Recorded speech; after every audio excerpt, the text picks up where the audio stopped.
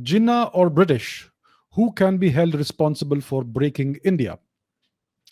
Jinnah was a tool. Mohandas Gandhi was a tool. The British had a long term objective, they had their own agenda.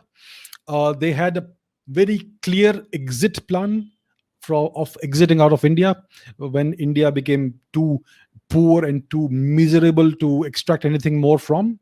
Right, there was nothing left to extract from India. India's GDP had crashed to less than 2% of the world's GDP. India's life expectancy was around 30 or less than 30 by the time the British left India.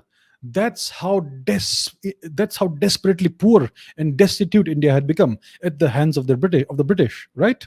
And so they were desperate to leave. They just wanted to leave the country, but they wanted to still use the region because they still had interests in the Middle East and the Gulf, right? And they wanted a part of India to be on their side. So that's why they wanted to break India into a couple of like two or three pieces. And that's what they achieved via Mr. Jinnah.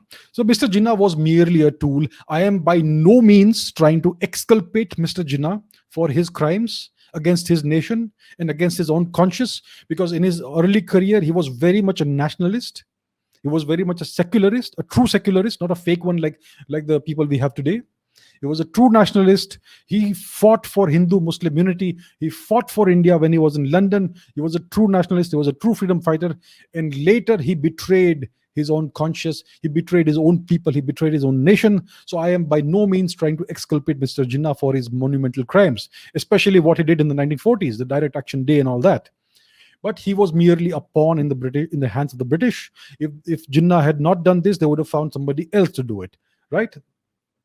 So I hold the British responsible for breaking India, and the responsibility also lies with Mr. Jinnah and Mr. Gandhi and Mr. Nehru and every other leader, every other major significant leader in the Indian National Congress. They are all responsible, but the puppeteers, the puppet masters were the British.